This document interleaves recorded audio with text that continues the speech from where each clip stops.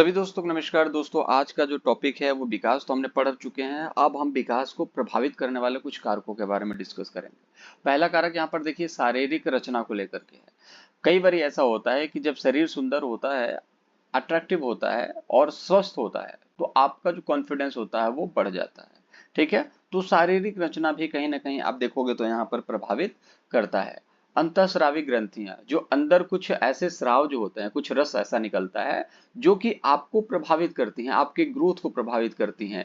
तो वो कौन से होती हैं? वो होता है हार्मोन। आपको पता होगा, आपने सुना भी होगा कि हार्मोनल चेंजेस हो रहे हैं आपके अंदर, जिसकी वजह से थोड़ी सी शैतानी कर रहा है बच्चा। वो कौन सी अवस्था होती है? किशोरावस्था होती है, जिसमें से बच्चों के जो हार्मोन्स होते हैं वो तेजी से, कहीं ना कहीं आप देखोगे तेजी से कहीं ना कहीं सिक्रीट होने लगते हैं बॉडी के अंदर, जिसकी वजह से बहुत सारे हार्मोन्स जब होते हैं तो बैलेंस नहीं बना पाता है। ठीक है, लड़का जवान होना स्टार्ट कर देता है, मानसिक तनाव हो जाता है, जो किताबों की जो सिलेबस होती हैं वो बढ़ जाती है। तो बहुत सारी चीजें होती हैं वो विकास को प्रभावित करते हैं। अभी हम लोग और भी चीजें डिस्कस करेंगे। थायराइड ग्लैंड क्या होता है? थायराइड ग्लैंड अधिक अगर स्राव हो जाएगा तो क्या होता है? चिंता हो जाती है, बेचैनी हो जाता है, तनाव हो जाता है, उत्तेजना आदि। लेकिन यदि कम स्राव होता है तो थकावट हो जाती है, मानसिक दुर्बलता हो जाती है। तो थायराइड ग्लैंड का जो है ना, थायराइड को एकदम बैलेंस करके ले चलना। और कैसे लेके चल सकते हो? एक बैलेंस डाइट लेकर के, बैलेंस एक शेड्यूल बना करके आप इन सभी चीजों को कंट्रोल कर सकते हो। ठीक है, अब ऐसा नहीं है कि किसी दिन आपने 10 घंटे पढ़ाई कर ली और किसी दिन 2 घंटे पढ़ाई कर रहे हो, किसी दिन कह रहे हो कि यार आज छुट्टी है। तो ऐसे आप पढ़ाई करोगे तो वो तो आपको किसी काम का तो है नहीं। तो उसी तरीके से कभी 10 रोटी खाते हो, कभी 2 खाते हो, कभी व्रत करते हो। अब व्रत करने का सेंस क्या है कि कभी कभी ऐसा सोचते हो कि नहीं यार अब वजन कम करना है, अब मैं कुछ नहीं खाऊंगा, मतलब कि भूखे रहते हो। तो उससे भी कुछ नहीं होने वाला। शरीर को एक डाइट दीजिए, 4 रोटी 5 रोटी अगर आप देते हो तो आपका शरीर जो है बैलेंस रहेगा, इसमें कोई दो राय नहीं है। ठीक है, आगे देख लेते हैं आगे क्या इंपॉर्टेंट है यहाँ पर। तो आगे देखेंगे तो पीयूष ग्रंथि एक होता है, बहुत इंपॉर्टेंट है, ये बार बार पूछा जाता है। अंतःस्रावी ग्रंथि के कार्य व्यापार पर नियंत्रण करता है। ठीक है, अधिक स्राव होने पर अधिक लंबा, झगड़ालू और आक्रमणकारी होता है। जैसे कि पीयूष ग्रंथि आपके दिमाग में अगर निकल रहा है, ठीक है, ये आपका किसी तरीके से आपको कंट्रोल करने का कार्य करता है दिमाग को। पीयूष ग्रंथि आप देखोगे कि इसको बहुत ही इंपॉर्टेंट माना जाता है। तो ये आपके दिमाग को कंट्रोल करता है। अगर ये ज्यादा हो रहा है तो आप अधिक झगड़ालू हो जाओगे। और ये कैसे हो सकता है? जैसे पता चलेगा ना कि आपके पापा बहुत बड़े बिजनेसमैन हैं या फिर बहुत बड़े अधिकारी हैं, तो आपका पीयूष ग्रंथि ऑटोमेटिकली ज्यादा होने लगेगा। और आप क्या करोगे? बेवजह लोगों से उलझोगे, क्यों? क्योंकि पापा तो देख लेंगे। तो ये सब चीजें ना, पीयूष ग्रंथि जो होता है ना, दिमाग को कंट्रोल करने का कार्य करता है और ये पता चल जाता है। आप अपने दिमाग को कैसे कंट्रोल करोगे? पापा बहुत अच्छे हैं, बहुत बड़े आदमी हैं, तो कंट्रोल से बाहर हो जाओगे और क्या होगा? ये ज्यादा सिक्रीशन होने लगता है, आक्रमणकारी बन जाओगे। राजा का बेटा आक्रमणकारी है, ठीक है, क्यों है? क्योंकि उसको पता है मेरे पापा राजा हैं। लेकिन यदि कम स्राव होता है तो शारीरिक और यौन का सम्यक विकास नहीं हो पाता है। ठीक है, तो मानसिक तनाव में रहने से ना ही आपका शारीरिक ना ही यौनिक विकास संभव हो पाएगा। तो ये कुछ इंपॉर्टेंट थे, ये हमने देख लिया विकास को प्रभावित करने वाले कारक जो आपके बॉडी से रिलेटेड थे। अब चलते हैं हम वातावरण से रिलेटेड चीजों को डिस्कस करते हैं। तो वातावरणीय कारक में क्या क्या चीजें आती हैं उस चीज को देख लेते हैं। पहला है भौगोलिक। जैसे कि आप देखोगे, ठंडी जलवायु के लोग स्वस्थ, सुंदर, बुद्धिमान, सक्रिय और परिश्रमी होते हैं, जबकि गर्म जलवायु के लोग जो होते हैं अस्वस्थ, निष्क्रिय, आलसी, कम और बुद्धिमान होते हैं। तो इसका तो मुझे लॉजिक लगता नहीं है, बट भाई रिसर्चर ने इस चीज के बारे में रिसर्च करी है तो हम क्या ही कर सकते हैं। ठीक है, तो ठंडी जलवायु के लोग, ये माना जा सकता है कि वो थोड़े से सुंदर दिख सकते हैं भाई, थोड़े से सुंदर दिख सकते हैं, थोड़े से बुद्धिमान दिख सकते हैं। लेकिन गर्म जलवायु के लोग जो होते हैं वो थोड़े से आप देखोगे कि बुद्धिमान न दिखें लेकिन पहलवान जरूर दिख सकते हैं। सक्रिय वो भी होते हैं, लेकिन वही है कि अब यहाँ पर हमें पढ़ना तो पड़ेगा ही। तो हमें ये चीज पढ़ना है, ठंडी जलवायु के लोग जो होते हैं सक्रिय होते हैं, परिश्रमी होते हैं, जबकि गर्म जलवायु के लोग अस्वस्थ होते हैं, निष्क्रिय होते हैं, आलसी होते हैं, कम बुद्धिमान होते हैं। ठीक है, तो भौगोलिक वातावरण भी इंपॉर्टेंट प्ले करता है रोल।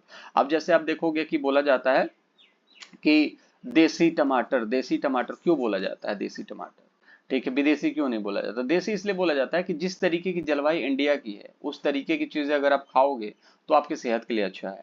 और अब पता चले कि आप इंग्लैंड से कोई चीज आ रही है, इंग्लैंड से कोई, मान लो इंग्लैंड से खीरा आया, ठीक है, 60 रुपए किलो, और इंडिया का खीरा 20 रुपए किलो बिक रहा है। लेकिन बड़े लोग क्या करेंगे? 60 वाला खाएंगे क्योंकि बढ़िया है। लेकिन ऐसा नहीं है, वहां का जो खीरा होगा वो ठंडा होगा। यहाँ का जो खीरा होगा ना वो गर्म जलवायु के अंदर कहीं ना कहीं आप देखोगे बैलेंस इंडिया के जलवायु के अकॉर्डिंग यहाँ पर वो खीरा जो होता है पैदा होता है, तो वो आपको ज्यादा फायदा करेगा। ठीक है, तो जलवायु के हिसाब से जैसे आप देखो ठंडी में अगर छोले भटूरे खाते हो तो शरीर को गर्मी पहुंचाता है, लेकिन गर्मी में खाओगे तो शरीर को और गर्म कर देगा। तो इस चीज को समझने की जरूरत है आप लोगों को। चलिए आगे देख लेते हैं कि ये इंपॉर्टेंट तो है ही, पारिवारिक वातावरण में क्या क्या देखने को मिल सकता है। पारिवारिक वातावरण तो मोस्ट इंपॉर्टेंट है और यहाँ से भर भर के प्रश्न बनते हैं।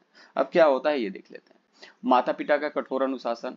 अगर माता पिता यहाँ पर क्या करते हैं, बच्चे को कहते हैं कि तुम घर से नहीं निकलना है, तुम्हें घर में पढ़ाई करो बेटा, पढ़ोगे नहीं लिखोगे नहीं तो अच्छी नौकरी नहीं मिलेगी। ठीक है, अब देखो पड़ोस को देखो, उसका बड़ा बेटा ये कर रहा है, उसका छोटा बेटा ये कर रहा है, और तुम्हारे पापा को भी तुमसे ज्यादा उम्मीद है, तो प्लीज ऐसा मत करो बेटा, पढ़ाई करो। ठीक है, और अनुशासन देखो, ये सब चीज ना बहुत बच्चों की ग्रोथ का ना एक बोल सकते हैं कि बच्चों की ग्रोथ को रोकती है अनुशासन। अनुशासन एक लिमिट में ही सही है, लेकिन कठोर अनुशासन यहाँ पर लगा हुआ है तो ये कहीं ना कहीं बहुत ही ज्यादा कष्टदायक होगी बच्चे के लिए, और कहीं ना कहीं वो विकास को प्रभावित करेंगे ही करेंगे। ठीक है, तो कठोर अनुशासन नहीं करना चाहिए, लिमिटेड चीजें हैं। माता पिता का पक्षपातपूर्ण व्यवहार, जैसे कि मान के चलो कि लड़की है, ठीक है, अब तुम्हें तो ब्याह करके चले जाना है, तो तुम क्या करोगी पढ़ाई करके, पापा की इनकम जानते ही हो, भाई को पढ़ने दो, तुम जिद मत करो, तुम आराम से यहीं किसी कॉलेज से पढ़ाई कर लेना, घर पे सिलाई वलाई कर लेना, जो चीजें हैं। तो मतलब माता पिता भी कहीं ना कहीं पक्षपातपूर्ण व्यवहार करने लगते हैं बच्चों के साथ, तो ये भी जो है फर्क डालता है कि बेटा तुम लड़की हो, तुम घर के अंदर रहा करो, बेटा चलो फटाफट मार्केट चलते हैं, ये लेकर के आते हैं। ठीक है, तो ये सारी चीजें ना नहीं करनी होती हैं, नहीं तो निगेटिविटी आ जाती है कि यार पापा तो सिर्फ भाई को मानते हैं, मेरे को तो मानते नहीं, मेरी कोई वैल्यू नहीं है, और इसमें बहुत सारी चीजें होती हैं। ठीक है, माता पिता का अत्यधिक ममता, बहुत ज्यादा लाड प्यार अगर बच्चे को दे दिया जाता है तो वो भी बिगड़ जाता है कि यार पापा तो कुछ करेंगे ही नहीं क्योंकि हमसे तो बहुत प्यार करते हैं। ठीक है, मैं अगर नहीं पढ़ूंगा तो भी मेरे लिए कोई बिजनेस खोल के दे ही देंगे, कोई दिक्कत वाली बात ही नहीं है, जीवन में कुछ भी हम कर लेंगे तो पापा तो हमें बचा ही लेंगे। तो बहुत ज्यादा अधिक ममता दे देने से भी बच्चों के अंदर जो है वातावरणीय प्रभाव पड़ता है। अब ये चीज मैं क्यों बता रहा हूँ, क्योंकि ये सारी चीजें ना आपके विकास पर डिपेंड करती हैं।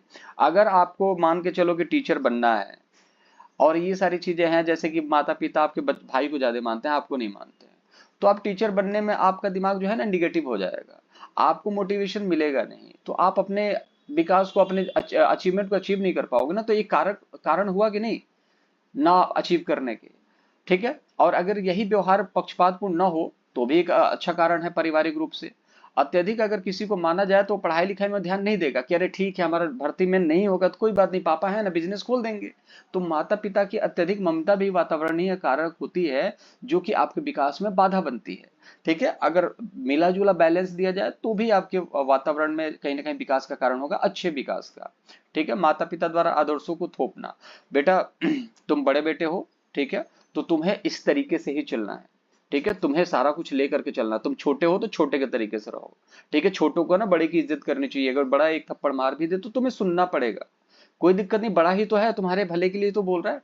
तो बेवजह के आदर्शों को नहीं थोपना और उसको कहीं ना कहीं टॉर्चर नहीं करना इस चीज को लेकर के कि ये चीज मानो, वो नहीं करना चाहता, नहीं करना चाहता, तो आदर्शों को नहीं थोपना है, वो एक समय के बाद खुद ही समझ जाएगा कि आदर्शों को किस तरीके से मैनेज करना है। और कोहलबर्ग के बारे में हम लोग डिस्कस कर लेंगे बहुत आसानी से, तो अभी शुरुआत में ही कोहलबर्ग पढ़ लेंगे तो मजा नहीं आने वाला, हम सिस्टम से चीजों को ले चल रहे हैं, और मुझे पता बहुत कम लोग इस चीज को लेकर के पूरी पढ़ाई कर रहे हैं, अच्छी बात है, कम लोग ही सक्सेस भी होंगे और कम लोग भी देख ही रहे हैं, अच्छी बात है, कोई दिक्कत नहीं, मुझे अपना काम करना है कि मैं अपना चीजों को पढ़ाऊं।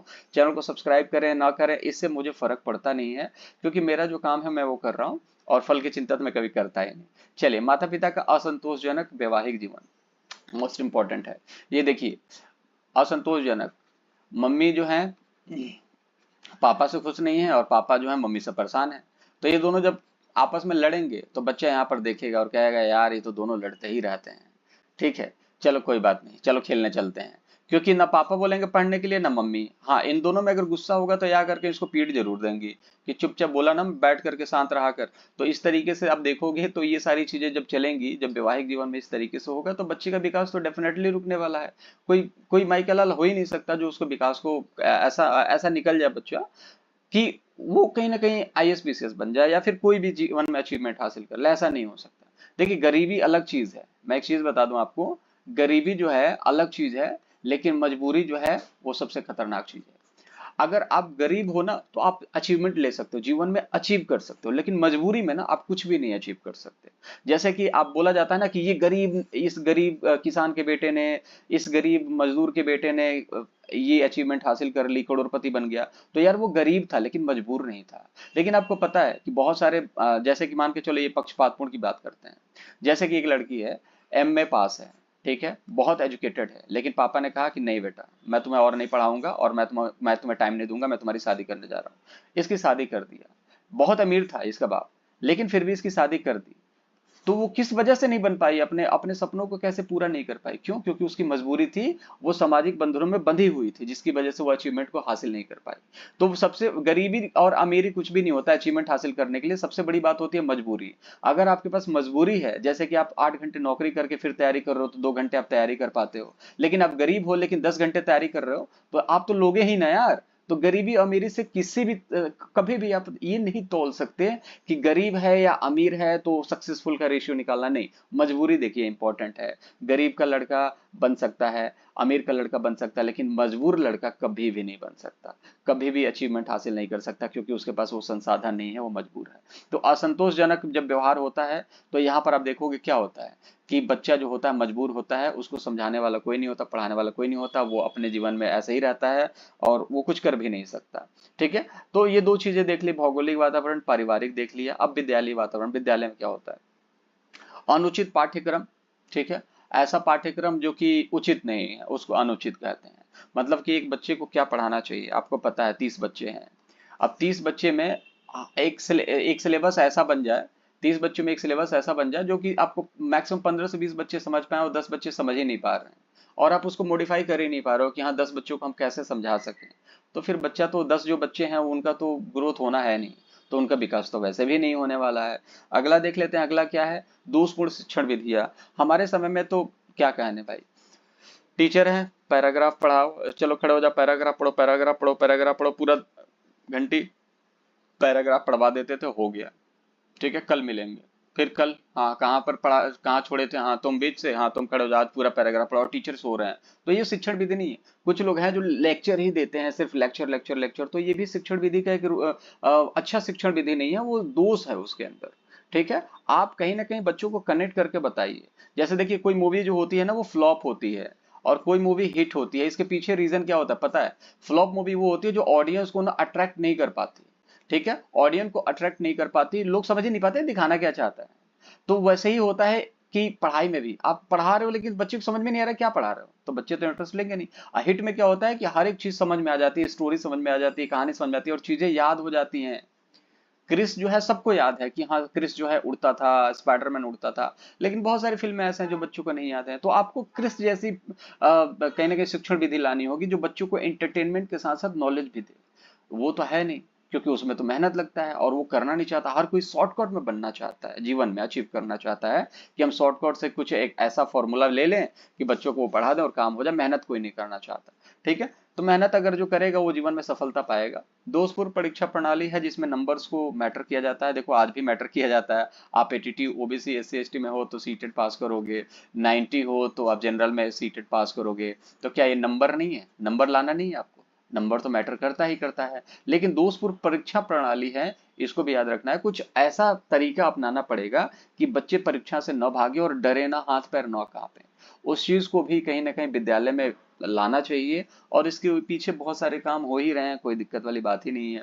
ठीक है, शिक्षक के व्यक्तित्व का प्रभाव। अगर शिक्षक अच्छा है, शिक्षक अगर सपोर्टिव है, कोऑपरेटिव है, फैसिलिटेटर का काम कर रहा है, तो डेफिनेटली बच्चों के ऊपर प्रभाव पड़ेगा। टीचर अगर पता चले कि आता है गुस्से में रहता है, चरसी है, दारूबाज है और हमेशा आंखें लाल रहती हैं और बच्चों को डराता धमकाता रहता है, बैठ करके सिर्फ कहता है रीडिंग लगाओ, तो भी बच्चों का विकास प्रभावित होगा। ठीक है, तो प्रभावित होने का मतलब ऐसा है ना, देखो इफेक्ट का मतलब ऐसा है कि या तो बच्चा जो है, इफेक्ट का मतलब क्या होगा कि इफेक्ट का मतलब प्रभाव क्या पड़ता है, पॉजिटिव और नेगेटिव। एक तो पॉजिटिव पड़ेगा, एक नेगेटिव पड़ेगा। अगर टीचर अच्छा है तो बच्चे का ग्रोथ होगा, विकास होगा, डेवलपमेंट होगा। और अगर टीचर अच्छा नहीं है तो उसका डेवलपमेंट रुकेगा, जाहिर सी बात है। बट प्रभाव तो पड़ा ना, एक पॉजिटिव पड़ा बढ़ा, एक नेगेटिव पड़ा मतलब घटा, मतलब प्रभाव तो पड़ा। आप कांस्टेंट से इससे आप बढ़ गए या इससे कम हो गए, लेकिन आप कांस्टेंट अपने जगह पे नहीं हो। तो ये किसकी वजह से हो रहा है? ये सिर्फ और सिर्फ आपके डेवलपमेंट की वजह से हो रहा है, पॉजिटिव और नेगेटिव। ठीक है, तो यहाँ पर हमने इस चीज को और देख लिया। कुछ चीजें और है, मैं समझ रहा हूँ कि चीजें थोड़ी सी लंबी है, बट मैं क्या कर सकता हूँ यार, इतना तो पढ़ना ही पड़ेगा आपको चीजों को सीखने के लिए, तभी पेडागोजी के क्वेश्चन उड़ाओगे आप। चलो मनोवैज्ञानिक वातावरण भी देख लेते हैं। मनोवैज्ञानिक क्या होता है? जैसे कि प्रेम होता है, ये मनोवैज्ञानिक होता है। सहानुभूति है, ठीक है। अगर आपको प्रेम ना मिले, ठीक है, अगर जैसे कि मान के चलो कि आपका कोई अच्छा दोस्त है, अच्छा फ्रेंड है, ठीक है, वो भी पढ़ने में ठीक है और आप भी पढ़ने में ठीक हो, और दोनों की दोस्ती चल रही है, टीचर भी आते हैं कहते हैं कि हाँ समीर उठ जाओ, हाँ मनोज उठ जाओ, ठीक है, तो ये लोग उठे और इनसे प्यार से बात करा उन्होंने, ठीक है। और कोई बच्चा ऐसा है जो कि पढ़ने में ठीक नहीं है, और उसको टीचर बोलते हैं अरे कोई बात नहीं बेटा बैठ जाओ, ये देखो ये भी पहले कमजोर था, इसको चीजें नहीं मिल पाती थी। देखो बच्चा पढ़ने में तेज और ढीमा गरीब अमीर से नहीं होता, मजबूरी से होता। मैं साफ सीधी बात आपको बता रहा हूँ। अगर बच्चे के पास मजबूरी है, उसके पास संसाधन नहीं है, उसके पास पढ़ाने के लिए माँ बाप घर में अवेलेबल नहीं है, माँ बाप पढ़ाते नहीं है, ना उसके पास ट्यूशन है, तो जाहिर सी बात है वो गरीब रहेगा, मतलब सॉरी, वो नॉलेजेबल नहीं होगा, वो पढ़ने में कमजोर रहेगा। ठीक है, तो सहानुभूति वैसे बच्चों के साथ देनी जरूरी है। अगर आप नहीं देंगे सहानुभूति, कहेंगे चल बाहर जा मुर्गा बन, आ जाता है ऐसे मुंह उठा के पढ़ने के लिए, चल, तो क्या होगा? बच्चा डिमोटिवेट हो जाएगा, मानसिक आघात पहुंचेगा, कल से स्कूल जाना बंद कर देगा। तो सिंपल सी बात है, प्रेम बहुत इंपॉर्टेंट है आपके कहीं ना कहीं पॉजिटिव माइंडसेट के लिए। प्रेम और सहानुभूति बहुत इंपॉर्टेंट है। हर व्यक्ति टूटता है तो उसको सहानुभूति चाहिए कि तू कर सकता है, तू सबसे सुपर है, सबसे सुपर से भी ऊपर है। ये सब बोलना बहुत इंपॉर्टेंट है। ये इंटरनेशनल आप देखोगे इनर मोटिवेशन का कार्य करता है। ठीक है, आगे देख लेते हैं क्या है कुछ इंपॉर्टेंट।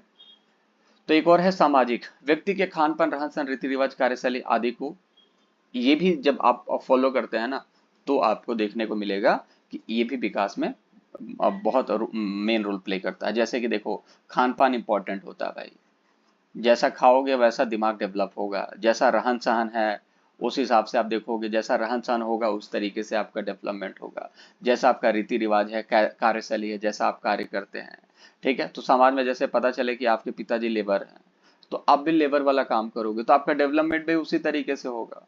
आपके पिताजी पुलिस में हैं, आपके पिताजी टीचर हैं, तो आप देखोगे मोस्ट ऑफ द टीचर के जो बच्चे होंगे आजकल टीचर की तैयारी कर रहे हैं, क्योंकि उनको पहले से ही पता है कि टीचर की तैयारी करते कैसे हैं। आईएएस के बच्चे आईएएस की तैयारी करते हैं, उनको पता है कि होता कैसे है। तो जब उनको डेवलपमेंट से एक चीज मिल रही है ना, कि जो डेवलपमेंट हो रहा है ट्रांसफर हो रहा है, तो जब वो चीज कर चुके हैं वो अपने बच्चे को ट्रांसफर कर देते हैं। तो यही तो होता है डेवलपमेंट, सामाजिक डेवलपमेंट। तो उनका रीति रिवाज, रहन सहन और खान पान, कार्यशैली, ये सारी चीजें हैं डेवलपमेंट का एक पार्ट है। तो मुलाकात अगली वीडियो में करेंगे। आई होप चीजें आप लोगों को समझ में आई होंगी।